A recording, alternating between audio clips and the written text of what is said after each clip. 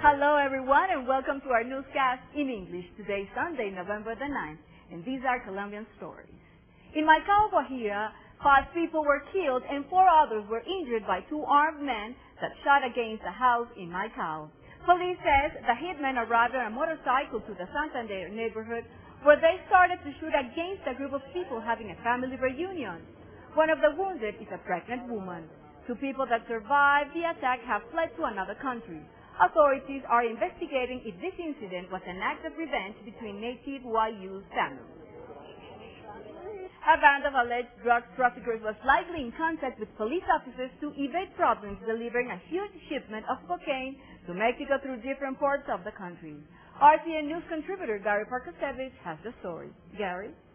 Well, Samara, I suppose you can call it a blow to blow. But in all seriousness here, President Uribe has been constantly pressuring the armed forces to capture the drug lord known as El Loco Barrera. But although he has not been detained yet, the Judicial Investigation Organization, DIJIN, however, just grabbed one of its biggest seizures against the drug organization. DIJIN snagged its biggest cocaine confiscation of the year. On Saturday, October 25th, investigators seized 2 containers containing 10 tons of cocaine just waiting to be shipped from the port of Barranquilla. Police say the drugs came from the drug kingpin known as El Loco Barrera. This is a huge hit to the criminal band run by Loco Barrera. After seizing the drugs, prosecutors continued investigating and later made arrests.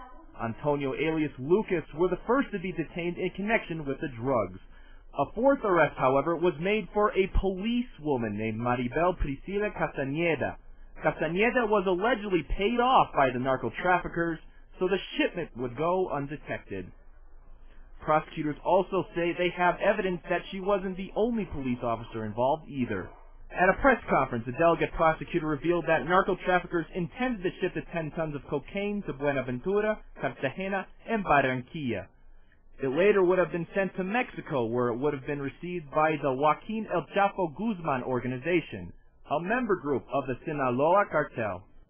It is also believed that officers in Cartagena and Buenaventura were also paid off by the drug traffickers, which could have made the shipment totally invisible if the DIJIN did not catch on. For RCN News in English, I'm Gary Parkasevich. Back to you, Samara. Thanks, Gary. And let's have a quick look at some other news in the country with Gary Parkasevich. Heavy rainfall in Rio Negro, Antioquia caused flooding from 3 streams, affecting more than 3,000 people in 8 neighborhoods. 600 homes were damaged. Heavy downpours in the Pais and Magdalena River rose the level of water in the Betania Dam in Huila so much that it forced to open the floodgates. School parents in Cartago are shocked over a 12-year-old girl who played a game where she attacked her classmates with a syringe. The kids only complained about pain, but still were treated at a hospital. Spain's government will continue with its plan to extradite Colombian drug trafficker Edgar Beto Gitano Vallejo Guarin to the United States. He was captured last September in a Madrid hotel. Vallejo Guarin was also an alleged leader of a European mob organization that would send cocaine to the U.S. And a friend of mine, Anastasia, lent me this book so I can learn how to cook, because I don't know how to cook at all. That's the truth. But this is a cookbook for desserts. Gary, please join me. I want to teach you something. Or not to teach you, to show you something. Yeah. You know it's a treat when Samara invites me over. Are you a chocolate freak? Well, who isn't? It makes you feel happy, and it tastes delicious, and it also kind of gives you a feeling that you're in love, too. So if you're ever single lonely, eat a piece of chocolate. You might feel better. Exactly. Let's do some desserts and the way to make them. There we go. Good, because I don't know how to cook.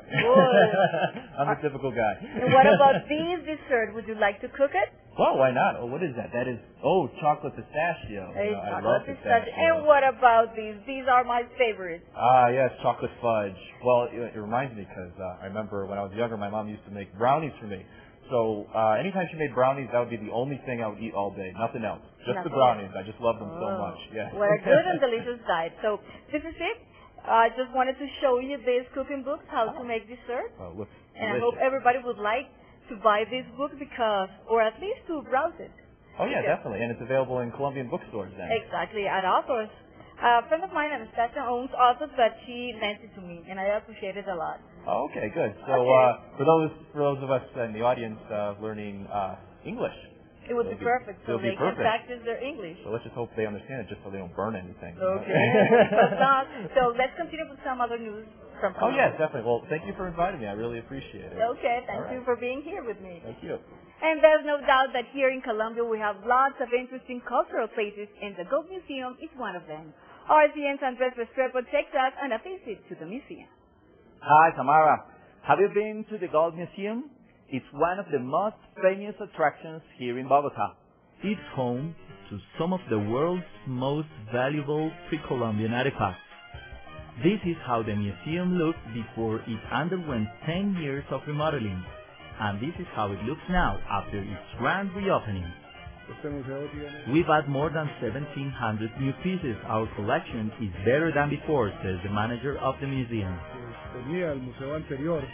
Their museum is bigger, with more hallways and rooms to show off the impressive collection. A collection that makes the museum a must-see on your next trip to Bogota. The remodeling was done in 2 stages. First, we built a new building. Next, we connected the new one to the old one. The Gold Museum is dedicated to preserving this special part of Colombian culture. A state-of-the-art facility with new security and new ways to make your experience there more enjoyable.